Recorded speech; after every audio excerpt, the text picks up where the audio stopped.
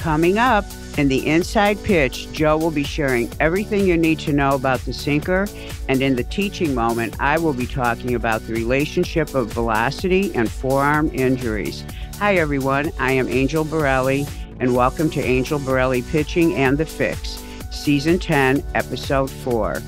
By the way, in terms of this episode, Joe and I both have important photos related to our topic, so be sure and go to my YouTube channel, Angel Borrelli Pitching, so you can see what you're hearing.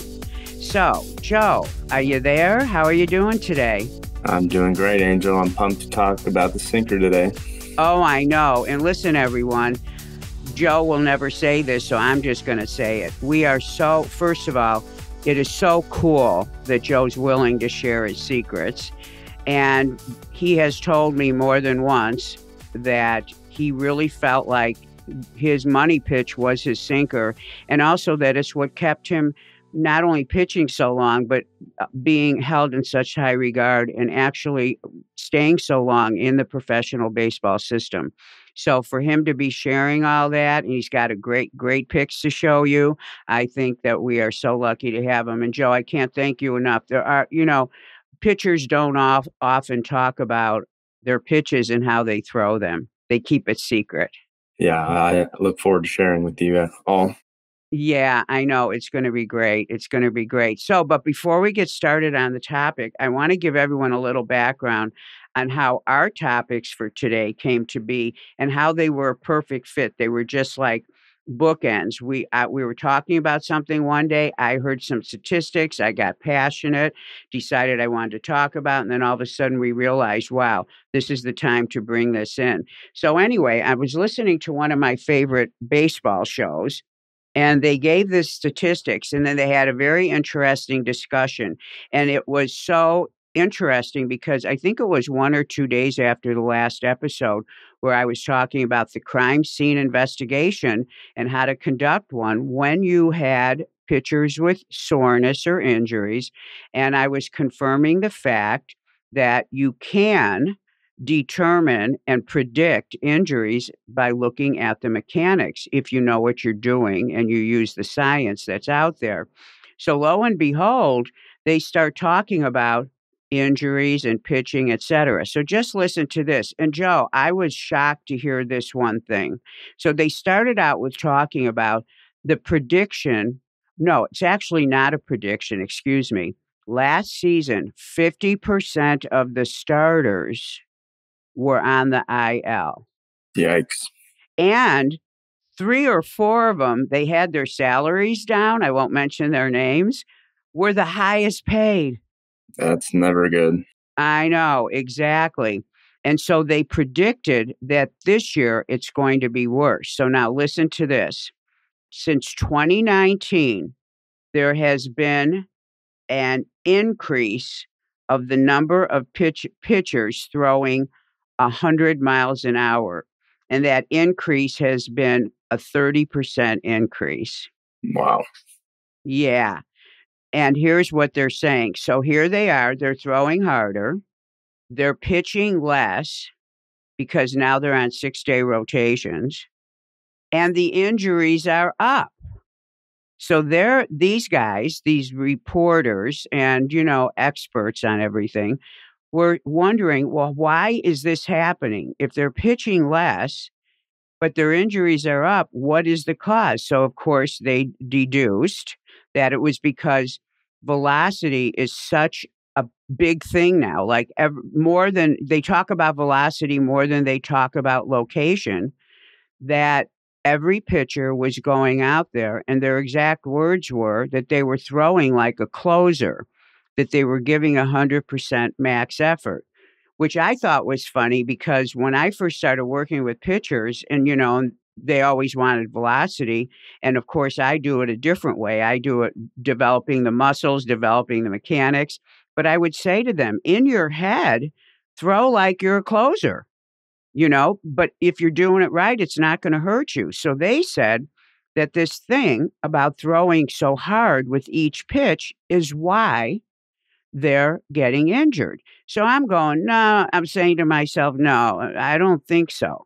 And then they started having a discussion slash argument about, well, maybe pitchers need to go back to, thinking about hitting their spots and developing secondary pitches.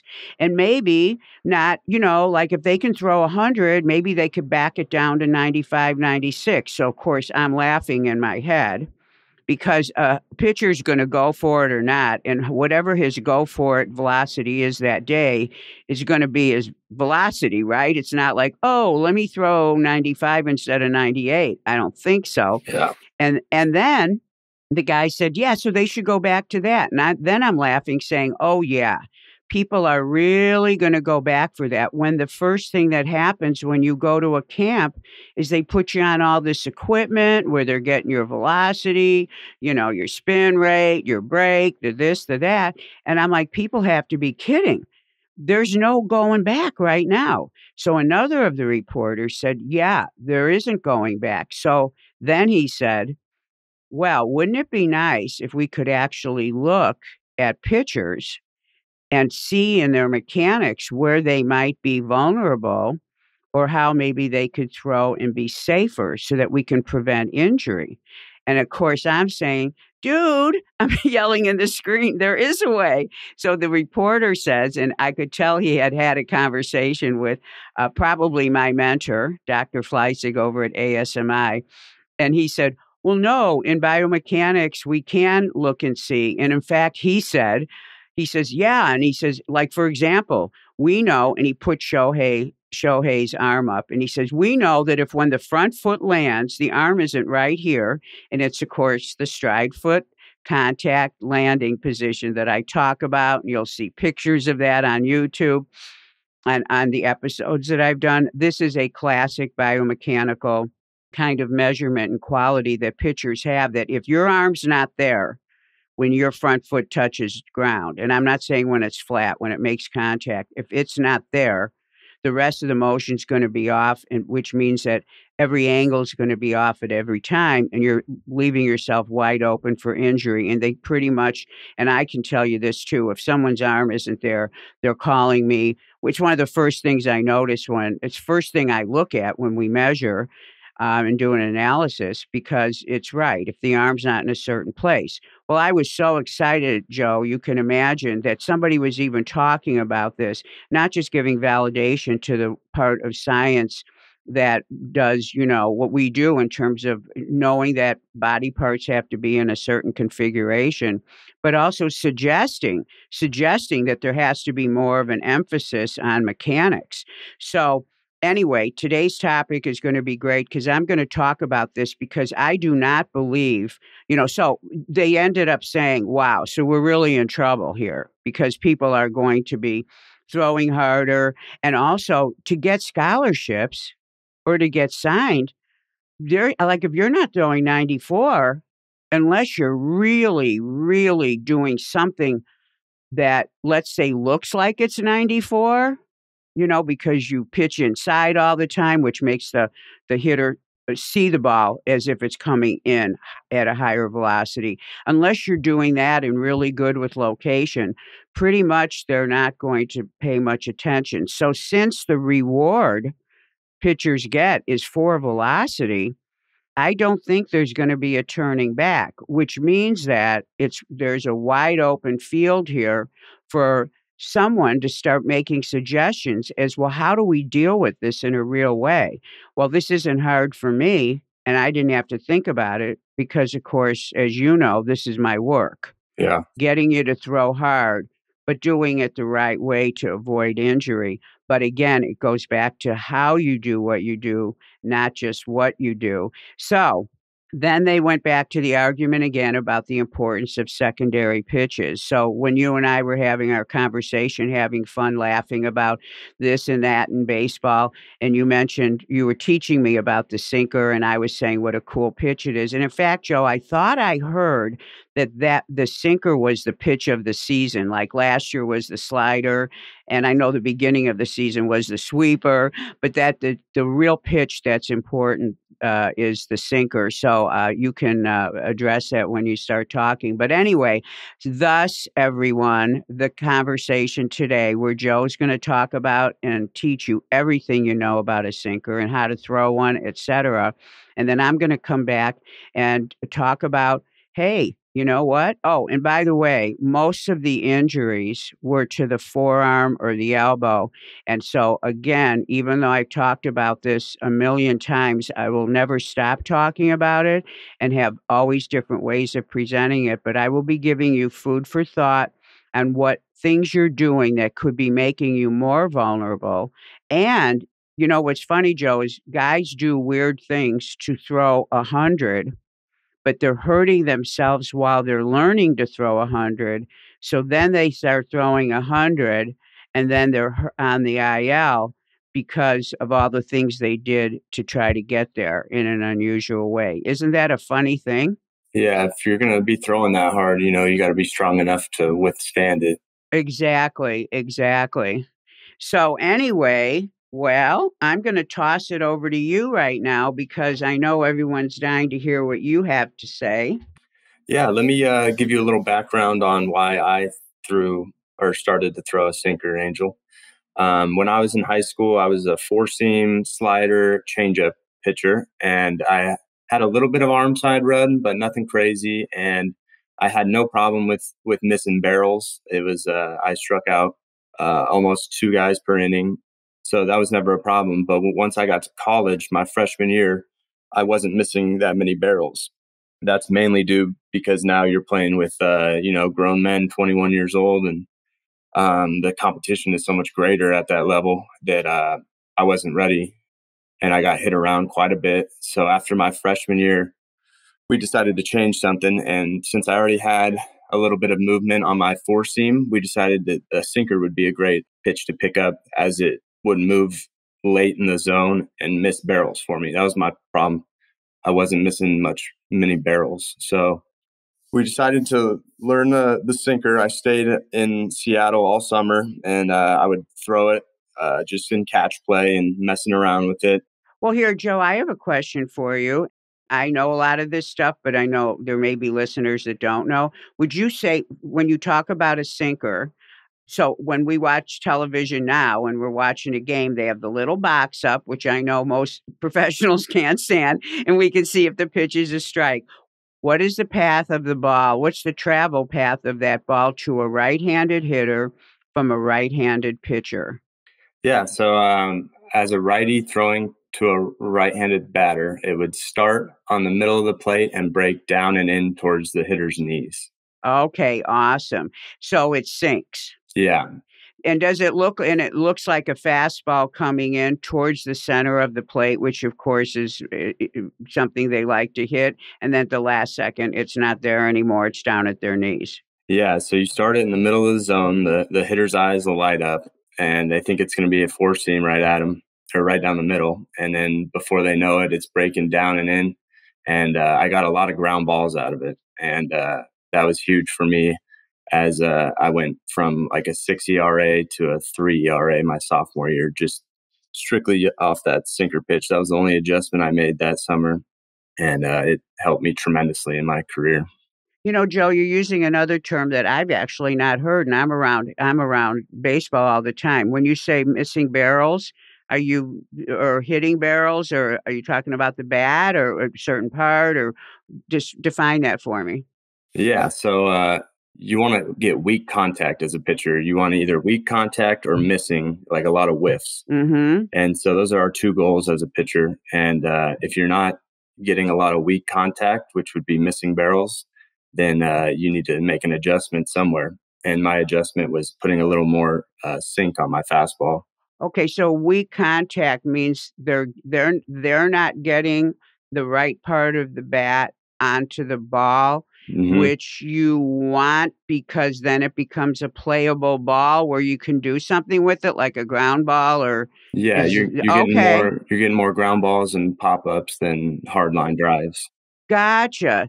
Okay, so swing and misses, which is the whiff, we know that's ideal, right? I mean, that Yeah. makes it simple, right? But you're saying that when you pitch to contact, that contact has to happen in a way that the game proceeds in a way that is got something happening to it. So, okay, very interesting. All right, so I just learned something. So now we got the path. What's next? A good idea of like pitchers who should throw a sinker would be pitchers that throw a slider because it breaks the same way as a slider but opposite directions. So you're tunneling your pitches to fool the hitter. So if you were to throw a slider as a righty, it would start down the middle and break away from a right-handed hitter. A sinker starts down the middle and breaks into a right-handed hitter. So at the pro level, you'll see a lot of sinker slider pitchers. Wow, interesting. That is so interesting. So, Joe, I got a little surprise for you. Knowing the topic, I happen to have two really good pitchers that I'm working with right now. And I mean, really good. These guys are MLB headed for sure. And I asked them to send me some questions. I said, if you were in the room with Joe, and you could ask him anything you wanted because both of them had randomly said to me in the last 2 weeks, "Oh, yeah." In fact, the first one, Rollin, he is a freshman in high school. He was moved up to varsity in the 2nd week. He threw almost 88 miles an hour Awesome. last week. He threw a complete game. The second game of his I think the first or second game of his appearances as a varsity player. In fact, I'm wishing him luck right now because he's starting in a championship game. And so Rollin is about so he's a freshman, he's about 6'4", Wow. and he throws a nasty slider. His changeup is his out pitch, and he throws a four seam and a curveball. And he was thinking, I want to throw a sinker. Hmm. So he told me that. So here's his first question for you, okay? What pitch is it best thrown after slash followed up by? That is a great question. I love throwing a sinker to a lefty, so down and away to a lefty, and then tunneling that with a changeup down and away to the lefty. Oh boy, he's going to love that because since his changeup is his out pitch. Yeah, exactly. And so you could do it for a righty, but I think it works better with lefties Mm-hmm. because it's breaking away from them. So you'll speed them up with the sinker down and away, and then the changeup will look just like the sinker, but it'll be a lot slower, and you'll get a lot of swing and misses on that. Wow. Well, I think you answered his second question. His second question, this tells me as I'm reading these questions how smart he is. Is it best thrown to lefties or righties for a righty pitcher? And The you just sinker, answered that, yeah, right? yeah. The sinker changeup combo is best to a lefty, but I think the sinker slider combo is best to a righty. Wow, I see that. Whoa. Whoa. You know what? This is cool. I love it. Yeah, Okay, last question. Do you want it for a strike or below the zone? The sinker. that's a great question. I think early in the count, I would say you want it as a strike. It has a lot of movement, so a lot of hitters are going to take that first pitch, especially if you're just starting to throw it. You can surprise a lot of hitters with a get me over sinker. But if you're up in the count, like 0-2, 1-2, it's never a bad idea to start it in the zone and have it break down by the shins, and maybe you'll get a swing and miss or a weak ground ball. Mhm. So I think it just depends on the count. Okay, well, those were Rollins' questions. Great questions and great answers. So what are they feeding these freshmen these days, right? Yeah, great This job, kid Rollin. this kid is smart. Yeah, so the next one comes from Aiden, who is an excellent pitcher. He's older, he's 20 years old. He just graduated from a JUCO in North Carolina. He's got Awesome. a bunch of teams looking at him, and we're hoping that something happens soon for him. He is Cool. 6'6". His fastball comes in at 94 miles an hour. Wow. His out pitch is his knuckle curve, and he throws a circle change. He wants to learn a sinker. So here's his first question. I love this question. I think you're going to love it too. When throwing a sinker, what is the thought process going through your head? That's a great question as well. So for me, I would get the sign from the catcher, a sinker, and I would pick my starting point where I wanted to release the ball and where I wanted to end the ball. And so I'd have these 2 points in my head, one where it comes out of the hand and one where the catcher finishes it or catches it. So I would just try and see that in my head and picture it and then execute it to the best of my ability. Nice, nice. Okay, his second question, is the sinker a pitch anyone can learn and throw, or is it more specific to certain people? I think anyone can learn it, but a lot of guys that are, especially if they're like right over the top and have like a natural cut on their ball, which is breaking a right handed pitcher, breaking away from a right handed hitter. Some guys just have that natural cut, and it's a little hard for them to get that pronation that you need to sink the ball. So I think the pitchers that have natural arm side run, which is a right-handed pitcher breaking into a right-handed hitter. I think it's a lot easier for those guys to pick up on a sinker than supposedly the guys that cut the ball on accident. Interesting. Well, I'm glad you used the word pronate. I taught you well. And hopefully, when I pull up some photos on the forearm today, and actually, you're going to be showing grips, I'm going to be showing some forearm bones and stuff. Maybe you can then, like, really see what is the bone in your arm actually doing when you throw a sinker. So, this is, I mean, this combination of topics is perfect. Yeah, Yeah, also, easy to see why, forearms can get tired or sore when you're throwing pitches. So and definitely. then here's another question. Were you always good at getting the sinker to move, or did it take time to learn that pitch? Definitely took some time. I was messing around with grips, and a lot of them I would throw, and it would just be straight, wouldn't break at all. And then I was messing around. You'll see in the pictures in a little bit how you just rotate the ball a little and you find that perfect grip that you feel comfortable in your hand and it breaks a little bit and you just work off that. So it definitely takes some time before you get the sink down. And his last question is, lastly, what is the best advice you have for someone who is trying to learn to throw the sinker? I would say just repetitions. You're going to throw five bad ones and one good one, and just try and keep that getting better and better each time. Throw it in catch play, throw it in bullpens, and don't give up on it. Just keep working at it because it does take some time. Mhm. Joe, when you were learning, I'm assuming at some point you might have tried to throw it. Does a pitcher just try to throw anything just for fun, especially when you're young? Like, do you split your fingers, do a Vulcan, do a curveball, knuckle curve, throw a knuckleball? I mean, when you're young or at any point, do you just every now and then pick up the ball and just put your fingers in a creative place and throw it? Is that something you ever played around with? Not maybe that it was going to be part of your menu. I'm leading to another question, but I wanted to know, other than the pitches you've thrown, and Joe, would you tell everyone what your menu was, please? Yeah. To answer your first question, yes. As a kid, I would always mess around with random pitches in catch play, but nothing like crazy, like knuckleballs and stuff. Just for fun. The question on my arsenal, I was a sinker, four seam, slider, changeup pitcher. So I kept the four seam. I didn't throw it as much as I got older, but I still had it in the bag, and I would use it for like a fastball up and out of the zone. Gotcha. Fantastic. And we're going to get to your grips in a second, but I want to ask you right now, while we're on the topic of pitches, was there ever a grip or a pitch when you threw it, you said, wow, ouch, that's not going to be good for me, or that hurt, and it wasn't so much the way you threw it, is that it just felt funny on the arm? Do pitches sometimes feel funny on your wrist and arm? A pitch that I could never throw because it felt funny on my like hand and wrist was a knuckle curve, like a spiked knuckle curve. Uh huh. I had trouble with that, maybe because I had smaller hands, but I could never get that to like be sharp. It would pop out of my hand a lot and felt funny throwing. Okay, so not to get off track, but when we do get to the forearm, I want you to remind me to talk about why I think that type of pitch. Once we look at the forearm and some finger stuff, I want you to remind me to address why that hurt you. I'm glad it hurt you.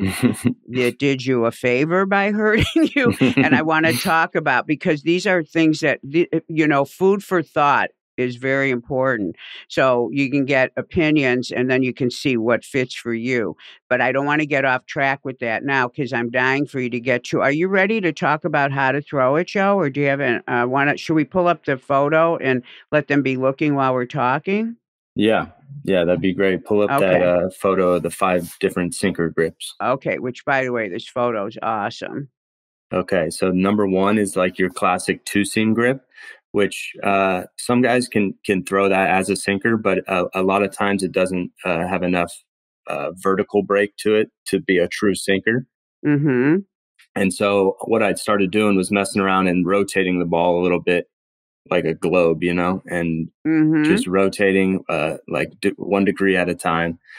And then finally you have a two seam as number 5 across the horseshoe, which a lot of guys throw that one because it kind of feels like a four seam. Oh, yeah, I see that. You have two, yeah, places where you can rip down on the seams. Mhm. The one I threw was number 3, right in the middle. That's the one that worked well for me, and I would take a lot of pressure off of my index finger and a lot on my middle finger that you can see is on that horseshoe. Mhm.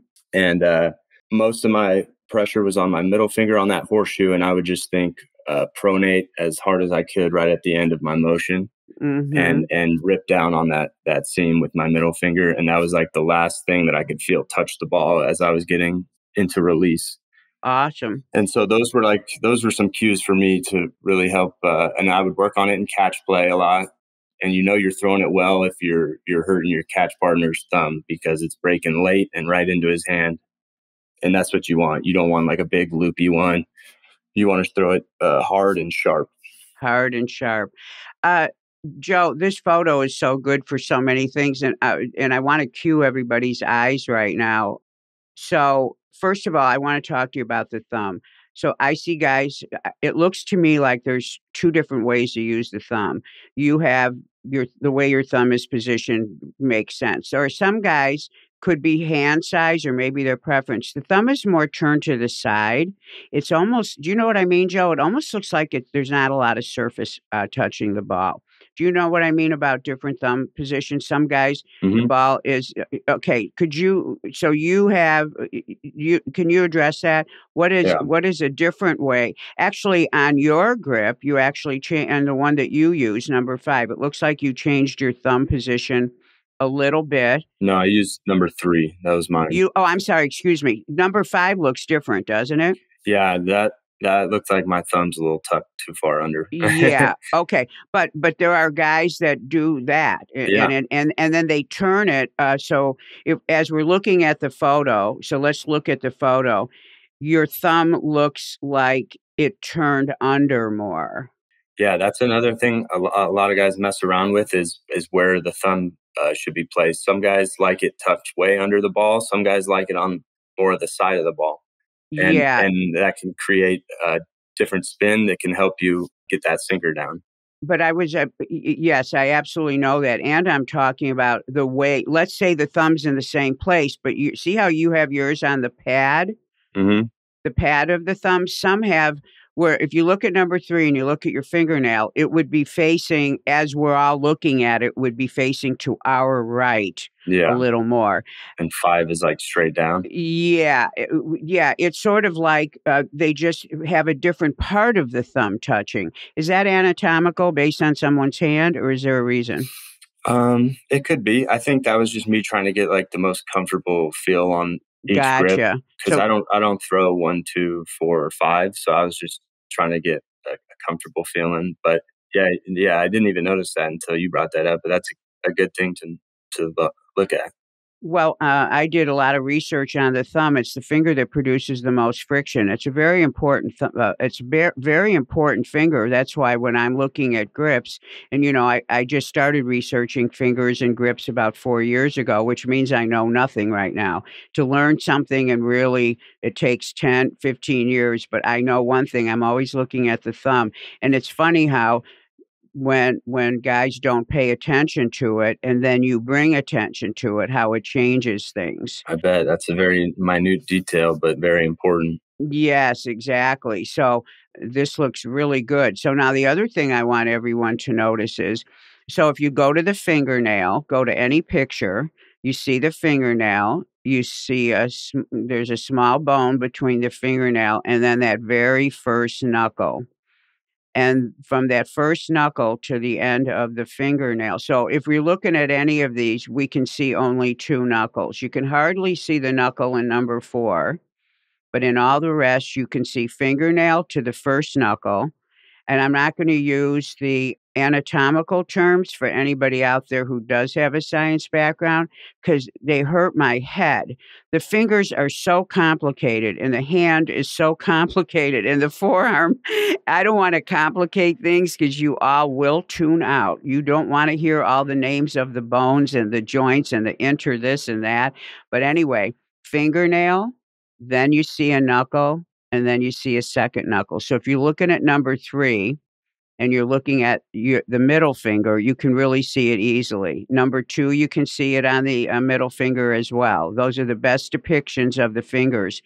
And I want you all to remember how this looks, because when you see the musculature of the fingers and hands and what I'm going to talk about in terms of injuries, etc., understanding this. So that fingertip is very important, and that first knuckle is controlling that fingertip, or you wouldn't be able. So, Joe, you are using the first knuckle and that second one up at the top. So I'm looking at number 3 right now, and I'm looking at your middle finger. Hmm. You're using those joints to activate the muscle that will pull that fingernail portion right over the seam. Yep. And of course, the index is doing that too. Everyone who pitches, you need to understand what your finger muscles do, because your forearm and elbow get injured the easiest, and that's where the musculature starts. And since that's what's producing so much work against the ball, you need to know what is happening. So these pictures lead really well into my discussion. So this is amazing. Joe, is there anything else you want to say about the sinker, or are we ready to move on? Or I just want to get the point across that what the hitters see on a sinker. So, oh, that's awesome. Go ahead. yeah. So, as a right-handed hitter and a right-handed pitcher, you'll throw the sinker and it'll start down the middle and break into a righty. And as a left-handed hitter and a right-handed pitcher, it'll break down and away to a lefty. So that's the main breaking point of the sinker. So the lefty will chase, and the Yep. righty will just be all Get literally jammed. choked up, get jammed up. Exactly. Yeah. Interesting. Wow. So the sinker, who throws a great sinker? You want to light anybody's mind up or eyes up to watch anybody in the MLB? Whose sinker do Well, you like? I don't know if you've seen this guy. He's the closer on the Twins. His name is Johan Duran, and Uh-huh. he just threw his sinker at 105 yesterday. Whoa. Yeah, Whoa. Do you know what grip he uses? I don't, but I would love to know. Yeah, I would love to know the spin rate on that too, which don't always, velocity and spin rate don't always correlate. You know that, right? Yeah, Yeah, so everybody's mixed up about that. So I was just curious. Wow. So that means whoa. So because it's so fast, would that mean that it elevates for longer so it really jams the hitter up at the last second? totally. Okay, so that's the part that would be affected with the higher velocity. So that it really fakes out the hitter. Yeah. Whoa, whoa, whoa, and more whoa. Did you try all 5 of these grips and end up back at 3? Yep. Yep. I was messing around with all of them. Mhm. And did you judge it by the way did you judge it by the way the hitters were responding, and its usage, or did you not even face a hitter until you had it? Did you judge it by just the way you wanted to shape it? Just the way I wanted it shaped in catch play is what I based it on. And then obviously on the mound, I had to emulate it. And Uh-huh. then and then it just was the exact shape that I wanted. So I stuck with it, and you're constantly messing around with your pitches, trying to make them better. But that's the grip that I ended with. Yeah. And Joe, when you say catch play, are you talking about flat ground playing catch? Yeah, And wouldn't you have to have your partner down just so you could see how it would break? Or can you tell with your partner standing up? How would that be different? Or actually, to me, wouldn't it need to be with the catcher down, or are you really practicing it? Or how can you judge it if the your catching partner is up? Explain that to me, because this is an interesting thing. Because my guys, in fact, both of these guys want to learn sinkers, so I want to make sure I set up the practice session correctly for them. What's your what about that? that's a great question, Angel. I would throw it with him up, but I wouldn't expect it to break that much. I would just want the spin. I would look at the spin, and if the spin was good, then I was happy with it. And then I would get the catcher down, and that's when I could really throw it more the way I wanted it shaped. But the real sinker is on the mound. Yes, Yeah, all three are different. Catch play with the catcher up, catch play with the catcher down, and bullpens. You're going to have three different sinkers, mhm. but you want that spin the same. And the one on the mound is going to be the one that sinks a lot more because flat ground, it's hard to get that full range of movement. Interesting. Joe, is there, and this will be my last question, is there a difference when people say they throw a two seam? If someone says they're throwing a two seam, does that necessarily mean it's a sinker, or is that two different pitches, a two seam Yeah, and a sinker? How do they move? What's the difference? Uh, another great question. They're very similar, and a lot of guys throw a two seam that look like sinkers, and they kind of blend together at this point. But the technical difference between a sinker and a two seam kind of just breaks horizontally. It doesn't really have depth to it, whereas a sinker breaks the same horizontally as a two seam, but it breaks downward a lot. Interesting. Interesting. Wow, that's great. Well, this is amazing. And Joe, you know what? You just did a good thing here. You really did, because kids need to get this information. And there's nobody better than somebody who not only experimented and threw it, but you're a guy who's never been injured, which means Yeah, that what comes out of your mouth is so important. And you know what? You're going to be a great pitching coach. I think everyone knows you're going to be training at UW this summer to be a pitching coach. Am I right? You're in training in the summer, and then in the fall you'll be on the staff as for the fall team. Is that correct? yeah. I'll be an undergrad assistant pitching coach in 2024. Okay, so the pitchers out there that are thinking of UW, this is who will be in your future. Yeah, And you know what? I couldn't be happier to know that there's a school that I could send someone to who I know if you don't know something, you'll find out, and that you'll always keep pitchers safe. So this kind of information is great. You do a beautiful job. yeah. Hey, Thank you. welcome to this side, huh? How do you like it? It's not so easy teaching, is it? It's not. I hope that made sense to everyone. Yeah. Well, guess what? Angel at gymscience.com. Any questions you have, I will forward them to Joe. And then, Yes, please. yeah, so never worry. You always know this is a teaching podcast, so we want you to learn. And I am very excited. And Aiden and Rollin, thank you for your wonderful questions. And Yeah, those were great questions, guys. yeah, they are, and you are officially their consultant on the two seam sinker, okay? Gladly. I'm giving that carte blanche card to them Perfect. for you. Okay, awesome. Okay, great. So, all right, thank you so much, Joe, and that brings me into the next topic. Okay, so Joe, go ahead and open up the second attachment that I sent you that has the nasty forearm Okay. and some fingers. So everyone, listen to me about the photo on the right. This is not to suggest those are the only muscles in the forearm. In fact, I have a confession. When I was in graduate school, which it took me 7 years because I wanted to take every single class I possibly could to be good at what I do, when we got to the elbow and the forearm and the wrists and fingers, I tuned out in anatomy, in kinesiology, and everything. It was something, believe it or not. And I was, yes, knowing I was going to be working with pitchers and already was. Joe, my brain could not wrap. It's like if I tried to use part of my hard drive to learn it, it hurt me. It hurt my head. It's like it felt like every other piece of information that I wanted would be gone. So it was like dangerous for me to think that hard. And of course, in school, I had to have tutors for chemistry, statistics, all that kind of stuff. My gift is in a different way. I couldn't do it.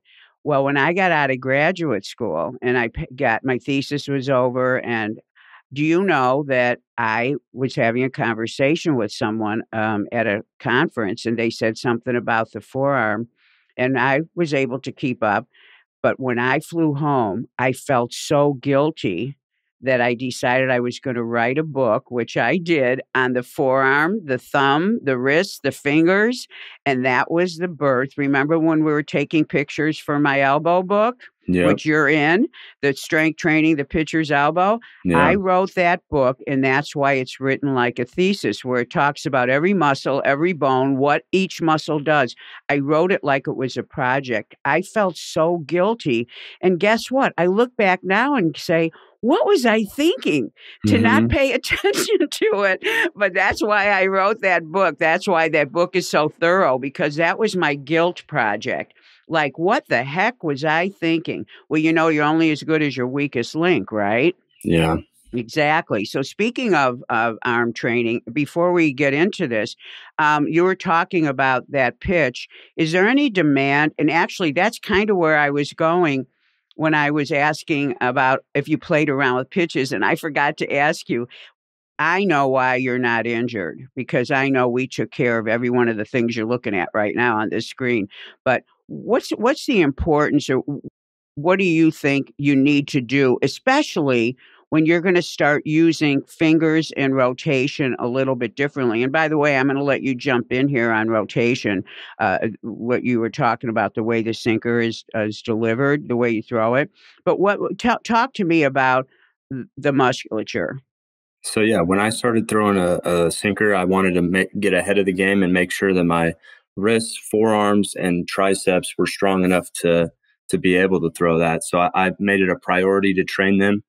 Well, we made it a priority even when I was younger. We would always train forearms and triceps, but I made it a priority to continue to do that because there's so much going on when you're throwing a sinker in your forearm, and you're pronating, and your triceps are slowing down your fastball, So I think it's very important to make sure that your arm is strong enough to withstand a sinker before you start throwing it. Exactly.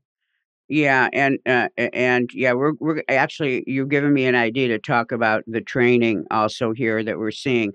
But anyway, let's go to the photo on the left. So everyone, in that discussion, when I was listening to these reporters talking about the problem with injuries, and they're like, wow, we have to do something. What are we going to do? It's like, and I was sitting there going, this can't be true. And then one reporter even said the thing that we know, the number one reason for forearm injuries is pitching with a fatigued muscle. Now, what does that mean? That means that, now look at the picture on the left. So, first of all, I want you to look at the bones.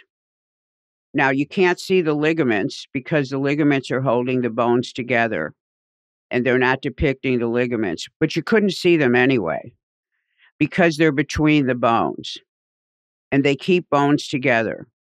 And that's all they do. So they're down at the bottom.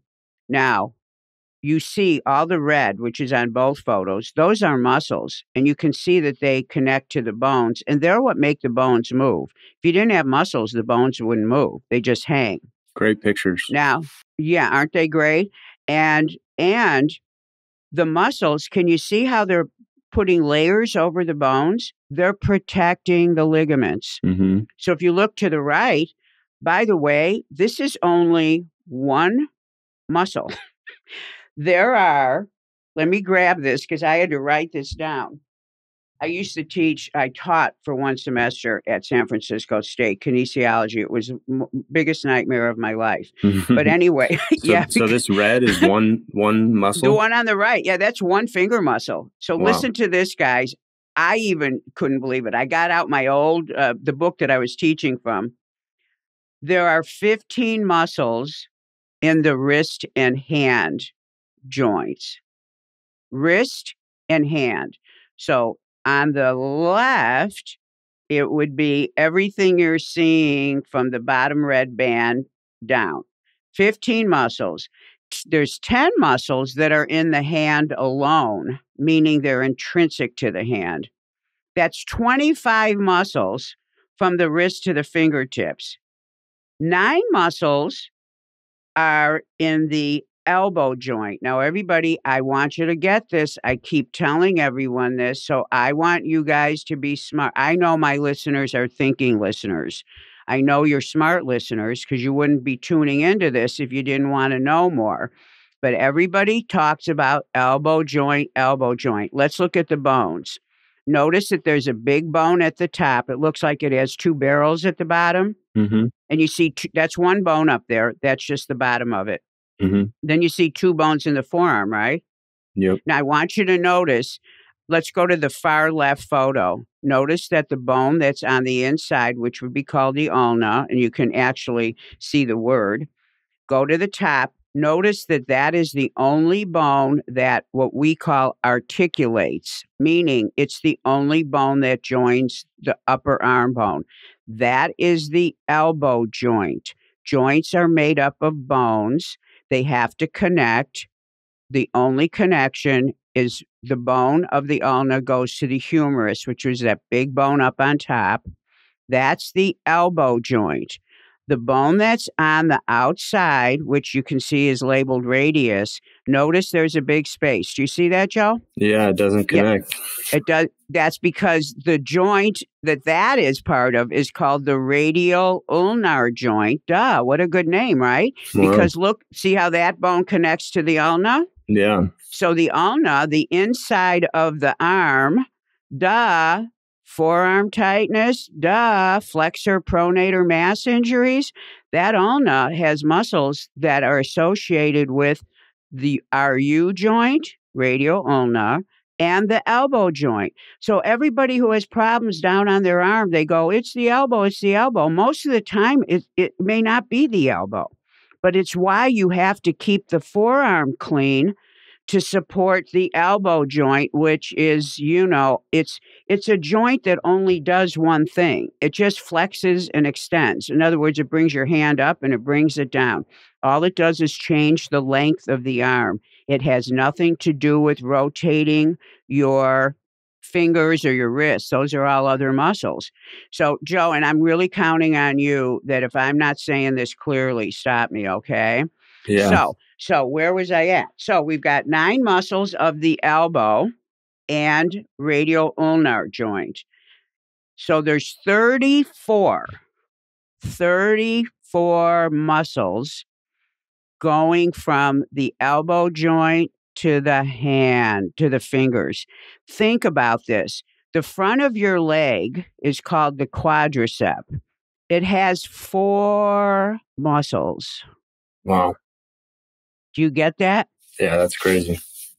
Yeah. So if you guys out there are not thinking constantly about the strength, the health of this part of your body, it's why I wrote the book. And oh, by the way, up above where we don't see, we have the bicep and the tricep, and then you have a few arm muscles on the side. There's a bicep, a tricep, a brachialis up there, and then there's a muscle on the side. It goes from the top to the bottom.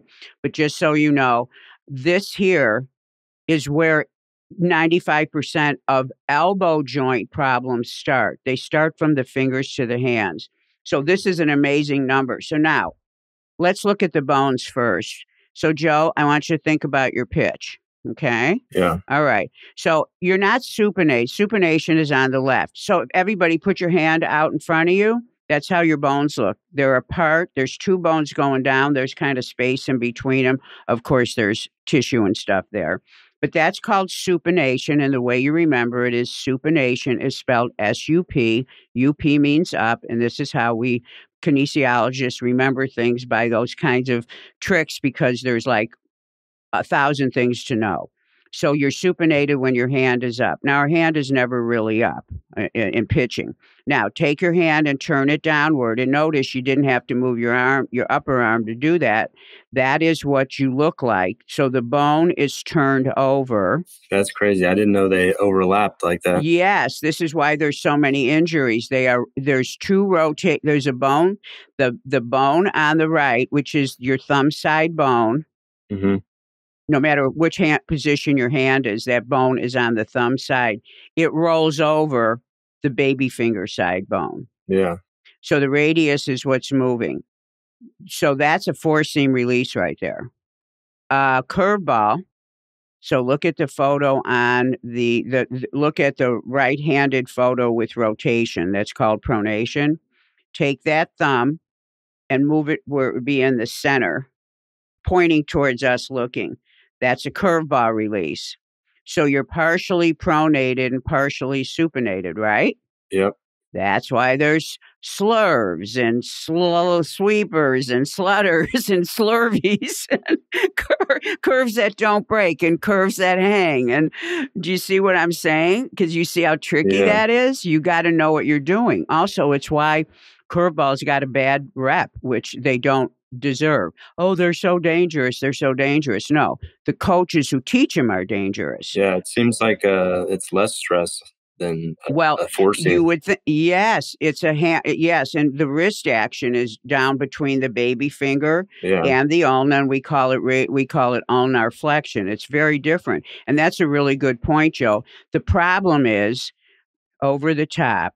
Do this, do that. And so you got kids throwing over their head and doing weird things because people don't know how to teach it, because you have to understand anatomy to really teach it. Have you ever heard a father say you need to do supination and ulnar flexion when they're teaching their little kid a curveball?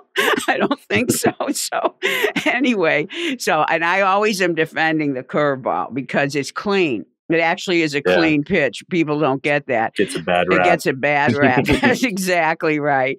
So anyway, the bone is rolling over. Okay, that is why when you get guys that have bad mechanics and they're coming through on a four seam, a righty, and because his rotation was off, because his legs were off, because his arm was late, because he crossed over his body with his foot, so he's thrown across his body, because he does this or he does that, the hand doesn't come through completely straight. So you start to get rotation of the bones, and then that rotates the fingers to the side of the ball. Does that make sense? Yeah. That is why don't we always talk about being behind the ball? Yeah. So you can get that full rotation. Behind the ball eliminates the rotation of those bones. Also, that looks like it's shaky, doesn't it? I mean, when you think about a bone rolling over another bone, it's the only place in the body this happens, by the way. I bet it looks like you got to have a strong forearm to do that over and over again. You have to have strong control, okay? Yeah. So now, notice that, don't go to the bottom of that picture. See how the little bones in the hand are right connecting to those two? Mm-hmm. So the forearm controls the wrist. The wrist controls the fingers. The difference in different pitches is the amount of pronation or lack of pronation, or supination or lack of supination, and position of the fingers. Those are all the things that go into pitch and pitch control. Now you're being controlled by the forearm that has moving bones. So do you see how if the muscles that control the position of the wrist and fingers and forearm, if they get tired, that's how you get problems. And guess what joint takes the beating? The one that's right up above it, the elbow. And if the elbow takes a beating, guess what's going to happen? The one above that takes a beating, the shoulder.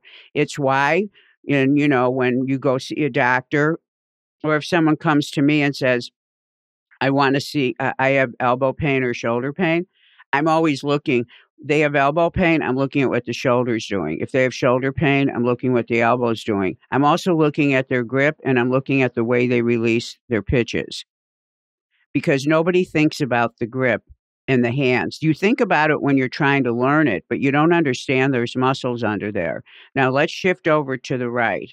So these muscles here, remember everyone I was asking you to remember. In fact, you can go back and look at the picture of the Joe's fingers over the ball. Joe, do you see how the fingertips are there? And follow those muscles. This muscle, this particular one, and there's ones underneath it, and there's ones over it. There's ones controlling the thumb. Notice none of the thumb this muscle doesn't control the thumb. So if I showed you the forearm, I'd have to show you probably 5 layers, maybe 4. Gosh, I should know this. There going to be more than one layer of muscles, and it would be absolutely too confusing. The purpose of this wasn't to show the musculature. It was to show the complicated nature, but also track from your knuckles through the wrist, up the arm. Look where the muscles attach on the inside of the elbow. Do you get that? Yeah. So where's most people have pain? Inside elbow. Exactly. And forearm tightness, and they're thinking forearm, they're not thinking fingers and wrists. Mm-hmm. So okay, with this photo in mind, and if we know fatigue is the number one reason for forearm injuries, tell me what you think about this.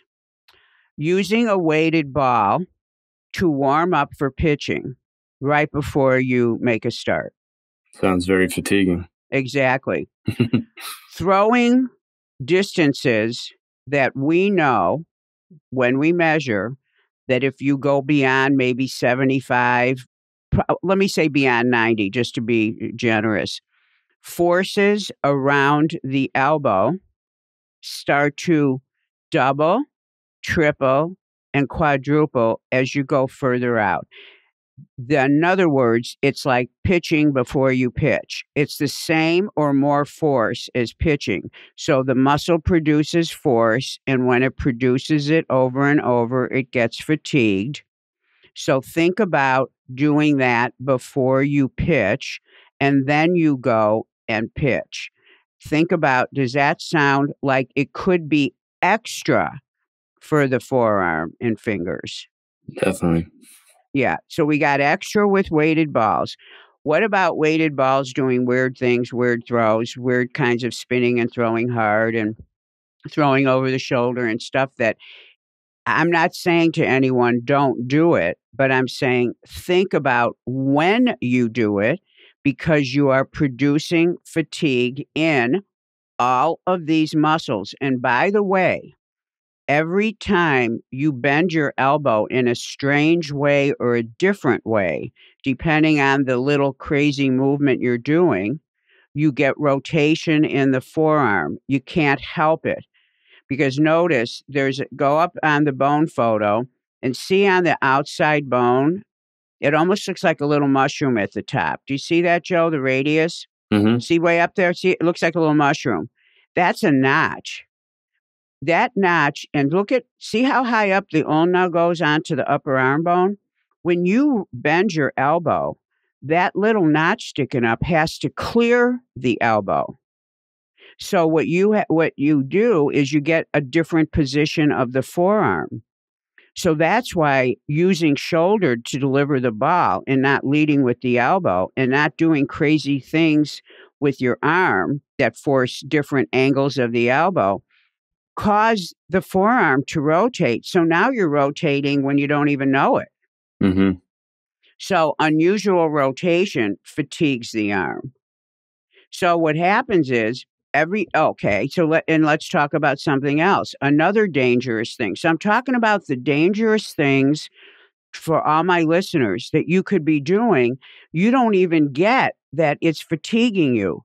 You could be throwing maybe 4 miles an hour harder if you didn't do these crazy things. You could be not having pain. Maybe you're pitching. The pain won't show up when you're doing the crazy thing, but it'll show up the second you get on the mound and have to do a precision pitch. So how about this? There is a popular band on the market And Joe, I swear it's 10 or 12 pounds. Now, you've been using the same band since you started working with me when you were 10, correct? Correct. 5 pounds or less, guys. It's a warm up, not a workout. Yeah. You want to use that heavy band? I picked one up last week. I could not believe how heavy it is. It is not a warm up. So your grip, you're doing different movements. You think you might be fatiguing these sensitive muscles here? Yes. So think about this. Think about experimenting. So these are dangerous things that I see happen all the time. And, there's something really important that I want to say about the ball.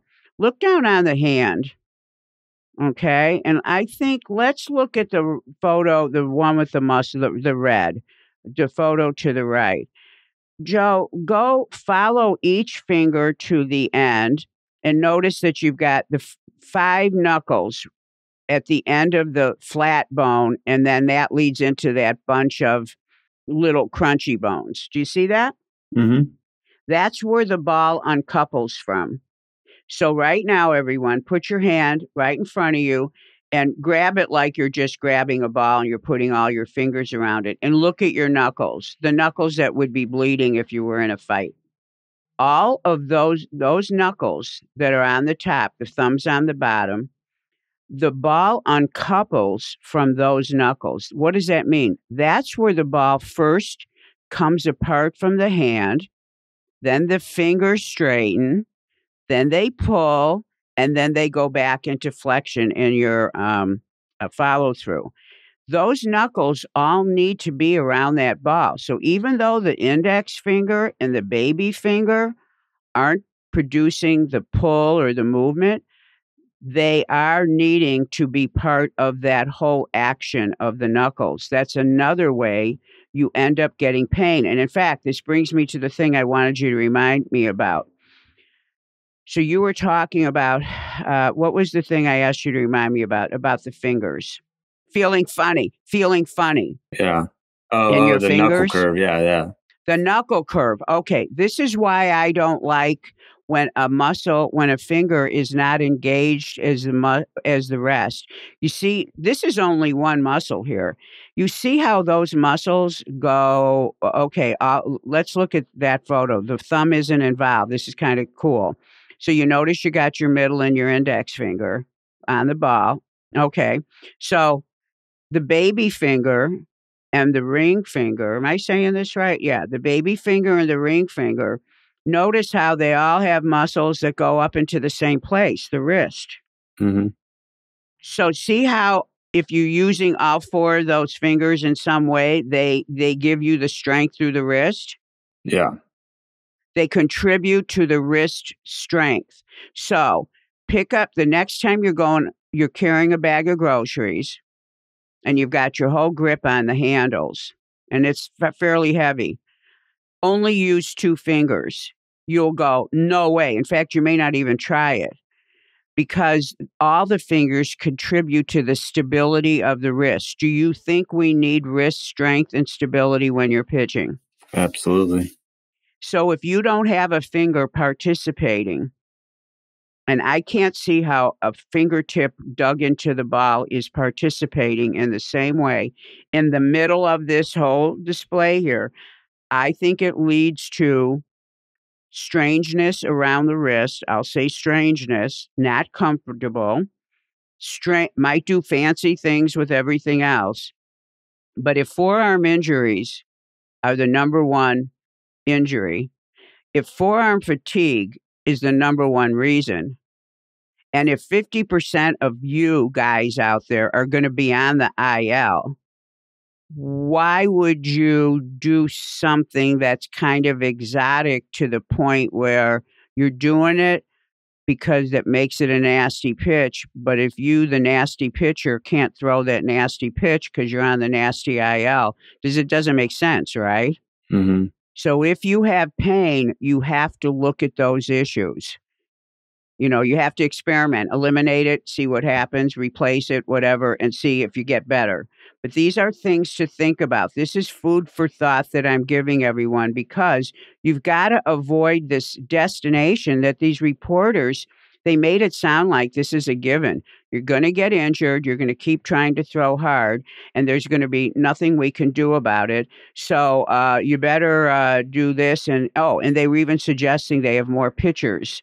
They're going to have to get you more pitchers because you're going to be, yeah, and blah, blah, blah. Because pitching less doesn't seem to have an effect on anything. Yeah, you think they would hire someone to come in and review mechanics and fix mechanics, right? Exactly. Before Well, they before they just go, well, maybe we need 20 more pitchers. Exactly. Well, biomechanics does do work with a lot because, teams love numbers, and it's the mathematical approach, so it's called quantitative analysis, and I do qualitative. I Hmm. follow all those rules. I mean, their rules are the rules. They're the biomechanists, but I work with pitchers on the field. I have to be able to see if the angles are off. So I do what they do, but I connect it to the actual motion so that I see, okay, something's off, but why is it off? Because what you see is off is not actually what's causing the problem. So I connect the dots in the motion. And that's what forensic analysis is. And that's what qualitative analysis is. We have to change the problem that we see. So biomechanics measures the angles and tells you the angle of this is off. Hmm. I have to say, yes, the angle of that is off and that has to change. But what did the body do before that created that angle to be off? And that's the difference in biomechanics. And teams have the biomechanics end, they don't have my end. Don't ask me why. But yes, so in argument to what these guys said, you can predict it. You can also figure things out, and you can actually give pitchers more length to their career, which is what I want to do. That's what my job is. So, yeah. So, in looking at this, Joe, you were doing rice bucket exercises for the finger muscles. See the fingers? Yeah. You were doing wrist cable flexions and extensions for the wrist. You were doing reverse curls for the wrist and forearm. You're doing reverse curls also for the forearm. Blah, blah, blah, blah, blah. So, this is why the number one tool to avoid injury is strength Yeah. coming from the gym, not balls that are heavier, that spread the fingers differently because they're bigger, not from things that create angles in the elbow or flying out arms because you're spinning. Because if you don't strengthen them straight on, exactly the way that they're designed, they're not going to be able to be strong in the unusual positions you might have to put them in. And most location misses are because the ball is released slightly differently, right, Joe? Yeah, either popping out of the hand or hanging on to it a little too long. Yeah, rolling up too soon Yeah, because rolling up. you rotated the arm strange because you came through strange. Hmm. If your hand's not behind the ball, that means your shoulder wasn't behind the ball. And if your shoulder and hand weren't in the right place, that means your body got somewhere too fast, too slow. The trunk got there too slow because maybe the hips were blocked because you stepped incorrectly. I mean, seriously, that is the chain of events. Yeah. So I'm going to run through these two things. I want everyone to hear it. And then we're going to say goodbye till the next time. And you're going to send me questions. So direct stress on the forearm, things that you're actually doing that are incorrect for the wrists and the forearm. And then indirect things that you may be doing. And these are in addition to the things I mentioned that you could be doing at the field before you pitch that you don't even realize is fatiguing the forearm. So the first thing is, and this is especially important for kids, if you see a kid coming out of the glove incorrectly, the hand is supinated, you have to look inside the glove to see what he's doing with his wrist position. So if you have the coming out of the glove incorrect, you want to look inside the glove. The next thing is, so let's say you're coming out of the glove, everything's fine. And then you're hooking your wrist, meaning, Joe, you know what hooking is, right? The fingernails are, when you are flexing the wrist, which is you're bringing your knuckles towards your forearm. Yeah, you're kind of flexing your forearm. Yes, exactly. So that's giving you forearm fatigue before the forearm is supposed to be fatiguing.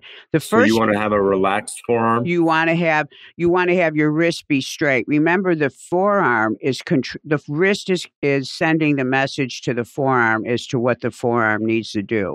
Okay. Every action starts with the fingers and wrist. That's what activates the forearm. Okay. Okay, so if you're turning a jar, you're putting your hand on top as you go to turn, or if you're opening something, that's your fingers and wrists telling the forearm to move, and the forearm will respond, moving appropriately so you can move your hand appropriately. Think about this, your forearm's working all day. Mm-hmm. Yeah, and it responds to training. I was a championship tennis player, and at 16, my right forearm was huge compared to my left one. No, seriously, it responds to training. And think about it. These muscles, they're working all day long. For you to fatigue them, which is what happens in pitching, takes a lot. That's why I have never said I do not believe pitching actually fatigues the arm as much as everybody says. You have to be strong. But I think it's the extra things that are combined or not training correctly in the gym. That's why correct mechanics, not using it incorrectly in pitching and in the gym, these are our two weapons against injuries. I'm not buying that pitching is dangerous. That's the message they're trying to send. And until you show me a pitcher who has great mechanics, does the right strength training, I mean, those injuries are possible, but until I see everything being done correctly and he's not misusing his arm, I'm not going to believe that pitching is quote unquote dangerous in and of itself. There's too much extra stuff going on, and there's a lot of gimmicks out there that actually fatigue the arm. So until I see that being addressed, I'm not going to buy into that it's inevitable that guys are going to end up on a surgical table. So another error that occurs frequently that you want to watch out for is, so let's say your stride is off. So your body doesn't rotate as fast as it can because you're kind of crossed up in the lower body. Your arm starts to get ahead. Your arm is almost ready to throw. The body's not in place. So then the arm has to pull through. It bends at the elbow. The forearm rotates. The next thing, your fingers are on the side of the ball. This again creates forearm fatigue. Or let's say that you are late with your arm, so your body's ready to go, but your arm hasn't arrived yet. Well, then you're going to have to change things with your positioning of your shoulder, which changes your arm. And now the forearm is not ready in position. Therefore, the ball, which is at the end of the forearm, is not ready. And now you've got another configuration that's fatiguing the forearm. Does that make sense, Joe? Yes. So in either case, you don't have the synchronization of the upper body and the lower body. And, for everybody listening, I know this gets complicated because I'm not standing there showing exactly what I'm talking about, but I really just want you to hear the volume of errors that I'm talking about. And these are only some of them that can cause forearm fatigue. This is why strength and good mechanics are so important, which you should be excited about, which means that you do have a weapon against getting injured. Absolutely. Some of the indirect things that you could be doing. If you're somebody who, because your stride is crazy, you're buying into, I want velocity by getting down to the bottom of the hill because I know if my foot's closer, I'll release closer. And these days they're calling this extension. Getting the foot down to the bottom of the hill, if the foot threw the ball, you'd be in great shape. When you get too long of a stride, you pull your back foot off, you're putting stress on the arm because you can't get your body weight behind the ball if you're only on one leg. So errors in mechanics that involve a stride being too long, which you have to be really careful of. Do not buy into the stride being so long that you have to struggle to get the ball out in front of you. The front leg of a pitcher is not the same as the front leg of a hitter. I think most kids hit, they pull the front knee back because that's what you do when you hit, and they take that to the mound. We know in science that trunk tilt is one of the characteristics associated with high velocity. The arm is connected to the trunk. So you have to be able to tilt forward towards the hitter, get your arm out there and release the ball. If you pull your knee backward, you pull the whole trunk and arm backward. So that does not do what you think it does. So be careful of buying into that your stride has to be real long. And one way of knowing it's too long is your foot will be useless in the back or it comes up off the ground. If you see excessive flexion in the elbow right before you're rotating into delivery, that is another forearm stressor. If you have a late arm or an inverted W position arm, that is another mechanical stressor. Any stress that you're doing in your motion that isn't correct affects the end product, which is going to be your arm. The arm has to arrive at the right time in the right position, and if it doesn't, it's making the tiny adjustments that allow you to throw the ball. In fact, Joe, as I was saying that, it was just dawning on me. The more you're a gamer and can throw really well because you just know how to do the magic with the ball, the more you're that guy, and maybe the worse your mechanics are or you have a flaw, that's why they get injured because their arm is so good that at the last second, they're able to take that ball and struggle with the positioning of it to get the fingers and wrists to be where they need to be. But it's not as easy because they had a strange way that they got to that position. Yeah. It just dawned on me. It's almost like the better head you have for pitching, the more vulnerable you are to getting away with bad mechanics. That makes sense, doesn't it? Yeah, that's a good way to look at it. Yeah. And then the last thing I want to talk about is one of my favorite things, which is that front leg. If your front leg is collapsing and you're falling all over in your follow through, you are unstable.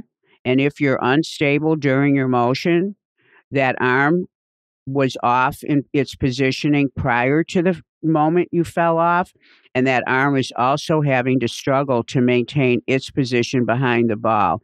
And I do have one last thing, which is one of my obsessions that I forgot to mention, the glove arm mechanics. If glove arm mechanics tilt the body, make the body go too fast, they stop the rotation, they do crazy things, you're going to have an unnatural movement into delivery, and the glove arm can cause problems with the not just the location but also the way the body either doesn't rotate completely or doesn't allow freedom of the pitching arm because both arms do work together. So all of these things, whether it's the foot, the stride length, the timing of the arm, the front leg buckling or collapsing or just being out of control, glove arm mechanics, these are indirect things that could be affecting forearm health.